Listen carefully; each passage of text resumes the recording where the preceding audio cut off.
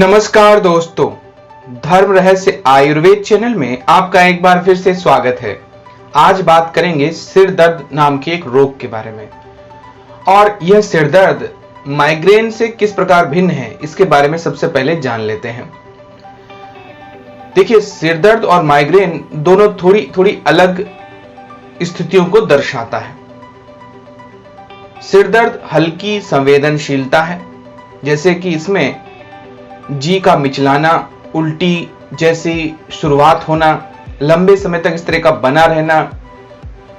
इसी सिरदर्द को हम क्लस्टर सिरदर्द के नाम से भी जानते हैं। इसके लक्षण जो है माइग्रेन जैसे ही होते हैं, लेकिन माइग्रेन और क्लस्टर सिरदर्द में बड़ा अंतर होता है कि क्लस्टर सिरदर्द एक आवर्ती प्रक्रिया के जैसा होता है और यह दिन भर में कई बार हो सकता है। बड़े अंतर के बावजूद बहुत सारे लोग क्लस्टर सिरदर्द को माइग्रेन ही समझ लेते हैं, लेकिन क्लस्टर जो सिरदर्द है इसकी पहचान हो जाती है, वो अलग तरह से जानने पर पता चलती है। माइग्रेन की वजह से अगर कोई सिरदर्द होता है तो प्रेरित सिरदर्द इसे कहते हैं, या टेंशन या तनाव की वजह से होने वाला सिरदर्द समझ लिया जाता है। टेंशन की वजह से होने वाला सिरदर्द सबसे कॉमन प्रकार का सिरदर्द माना जाता है और ये दुनिया में लगभग 40% सिरदर्द में आता है। अब तक दुनिया में हो चुकी इस बारे में जो भी खोजें हैं, उसमें क्लस्टर सिरदर्द जो है बेहद दुर्लभ स्थिति को दर्शाता है। दुनिया भर की आबादी के सिर्फ 0.1% लोग ही इससे प्रभावित हैं। भिन्न भिन्न प्रकार की स्थितियां आपके सिर दर्द में हो सकती हैं।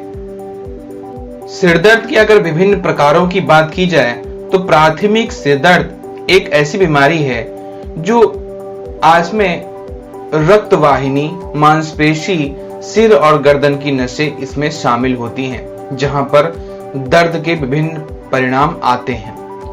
प्राथमिक सिर दर्द में शामिल है सबसे पहले माइग्रेन, दूसरा है क्लस्टर सिर दर्द और तीसरा होता है तनाव से जुड़ा हुआ सिर दर्द। प्राथमिक सिर दर्द में माइग्रेन दुनिया को अक्षम बनाने के कारण सबसे बड़ा कारण माना जाता है। माइग्रेन कुछ घंटों से लेकर 2 से 3 दिन तक भी रहता है। अगर क्लस्टर सिर दर्द की बात की जाए तो यह 15 मिनट से 3 घंटे तक रहता है। अचानक से लेकर 8 बार प्रतिदिन कुछ सप्ताह या महीनों के लिए यह हो सकता है। क्लस्टर सिरदर्द के बीच में सिरदर्द का कोई लक्षण दिखाई ना दे, यह सिरदर्द मुक्त अवधि महीने से लेकर कई साल तक की भी हो सकती है। अब टेंशन है जी या तनाव से जुड़े हुए सिरदर्द की अगर बात की जाए तो यह सिरदर्द सामान्य रूप से दिन के मध्य में धीरे धीरे शुरू होते हैं और तनाव संबंधित सिरदर्द किसी एक अवधि का हो सकता है। एपिसोडिक सिरदर्द आमतौर से कुछ घंटों के लिए रहते हैं, लेकिन कई दिनों तक चल सकते हैं। गंभीर सिरदर्द महीने के 15 दिन, अधिक दिनों या कम से कम 3 महीने की अवधि के लिए भी होते हैं। माध्यमिक सिरदर्द जो होता है यह अलग अलग तरीके का होता है। इसमें रिबाउंड सिरदर्द, थंडर क्लैप सिर दर्द, साइनस का सिर दर्द, कैफीन सिर दर्द, सेविकोगेनिक सिर दर्द, स्ट्रेस संबंधी सिर दर्द, रीढ़ संबंधी सिर दर्द, एक्जर्सन संबंधी सिर दर्द, एलर्जी संबंधी भी सिर दर्द होते हैं। सिर दर्द के जो कारण हैं, जो बहुत सारे कारण बताए जाते हैं, लेकिन जो मुख्य कारण है वो है शराब के सेवन से होने वाला सिर दर्द। यह अत्यधिक नशे के कारण होता है।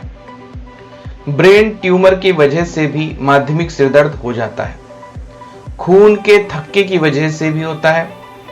मस्तिष्क में उसके चारों ओर अगर रक्तस्राव हो रहा है तो इससे भी माध्यमिक सिर दर्द बन जाता है। कार्बन मोनोऑक्साइड अगर शरीर में ज्यादा हो जाती है तो भी सिर दर्द बन जाता है। मस्तिष्क घात का जो रोग है वो भी माध्यमिक सिर दर्द में आता है। निर्जलीकरण या शरीर में पानी की कमी हो जाना भी माध्यमिक सिर दर्द को पैदा कर देता है। बुखार भी इसका एक कारण है। रात को सोते समय जो लोग दांत पीसते हैं, यह भी माध्यमिक सिर दर्द का एक कारण होता है। इन्फ्लुएंजा भी इसका एक कारण है। दर्द की दवा का अगर आप अत्यधिक मात्रा में सेवन करते हैं तो भी आपको माध्यमिक सिर दर्द हो जाता है।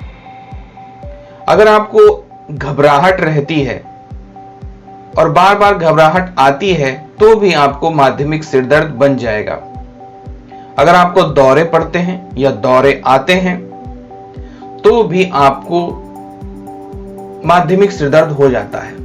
इसके अलावा तनाव से भी माध्यमिक सिर दर्द पैदा होता है। स्त्रियों में मासिक धर्म के पहले, उसके दौरान और उसके बाद हार्मोनल उतार चढ़ाव के कारण भी आपको यह पैदा हो सकता है। पीठ और गर्दन की मांसपेशियों में तनाव होने पर भी इसको पैदा होते देखा गया है। भूख लगने पर भी ऐसा हो सकता है, अधिक भूख अगर आपको लगती है तो। विभिन्न प्रकार की जो सिर दर्द की और टेंशन दूर करने की दवाएं हैं, इनका लंबे समय तक उपयोग नहीं करना चाहिए। इससे भी ऐसी समस्या आपके शरीर पर आ सकती है। शराब, कैफीन और शुगर की मात्रा में वृद्धि होने पर भी आपके इस प्रकार के लक्षण बन सकते हैं और आपको माध्यमिक सिर दर्द हो जाता है। कैसे करें इन सबसे बचाव? देखिए, कुछ एक प्रक्रिया है जिसके माध्यम से आप अपने सिर दर्द को बचा सकते हैं। सबसे पहले दवाएं।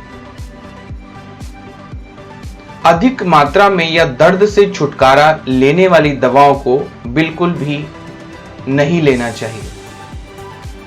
इससे आपका शरीर खोखला हो जाता है और सिर दर्द जैसी समस्याएं पैदा होती हैं। शराब का भी अधिक मात्रा में सेवन सिर दर्द और निर्जलीकरण का एक कारण बना लेता है। निकोटीन, जो कि तंबाकू उत्पादों में होता है, और कई ऐसी चीजें हैं जिनको हम डेली बेसिस में पीते हैं, उनमें भी पाया जाता है। उससे बचना चाहिए।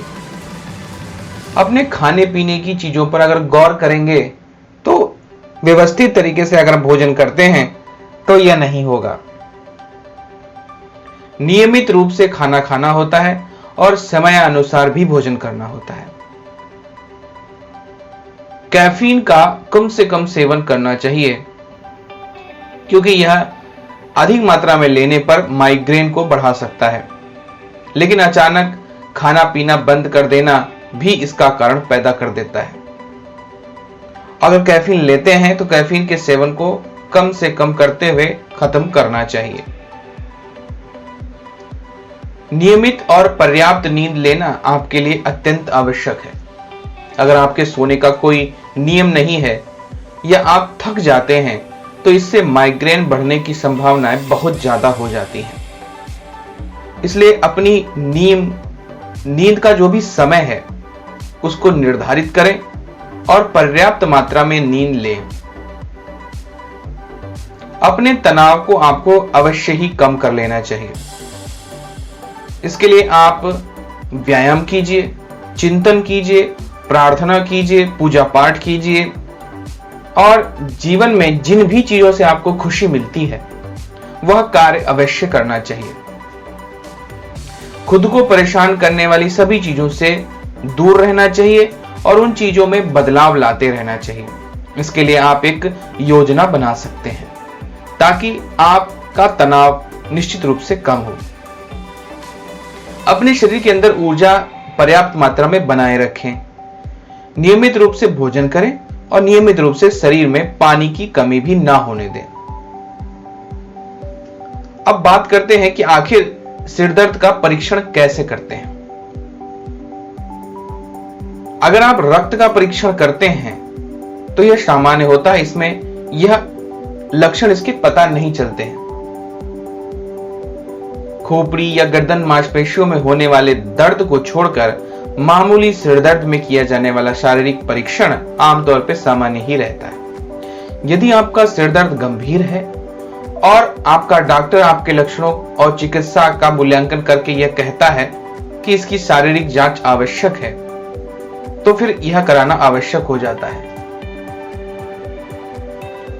परीक्षण में आप रक्त परीक्षण, एक्सरे और सबसे उत्तम जो है मस्तिष्क स्कैन, जिसे सीटी स्कैन और एमआरआई कहते हैं, यह आवश्यक रूप से कराना चाहिए ताकि आपका निश्चित रूप से पता चल सके कि आखिर रोग का कारण क्या है। बहुत सारी इसमें दवाइयां आती हैं, लेकिन हम उनके बारे में यहां पे बात नहीं करेंगे क्योंकि यह एक मस्तिष्क से जुड़ी हुई प्रक्रिया है। तो ऐसी स्थितियों से बचने के लिए प्रारंभिक रूप से अपने आप को अपना ख्याल रखते हुए तनाव से दूर रहने की कोशिश करनी चाहिए। अपने सिर या गर्दन को बर्फ की थैली, गर्म थैली से सेकना चाहिए और अत्यधिक तापमान से बचना चाहिए। जहां तक संभव हो तनाव से बचना चाहिए और तनाव को दूर करने के लिए अब नई नई योजनाएं बनाते रहना चाहिए। मन या मस्तिष्क का स्वभाव होता है कि वो नई प्रक्रिया को अधिक आनंद पूर्वक लेता है, इसलिए जीवन में बदलाव लाते रहें ताकि आपका मन मनोरंजन प्राप्त करते रहे। नियमित रूप से भोजन करना चाहिए। रक्त में शुगर की मात्रा को स्थिर बनाए रखने की सदैव कोशिश करनी चाहिए। सिरदर्द में एक गर्म पानी का शावर मदद कर सकता है। हालांकि कहा जाता है कि गर्म पानी का प्रयोग सिरदर्द को बढ़ा भी सकता है। नियमित रूप से व्यायाम करना चाहिए और पर्याप्त मात्रा में आराम, नियमित नींद और मनोरंजन के कोई साधन का उपयोग अवश्य करना चाहिए। इसके कारण व्यक्ति सदैव स्वस्थ बना रहता है।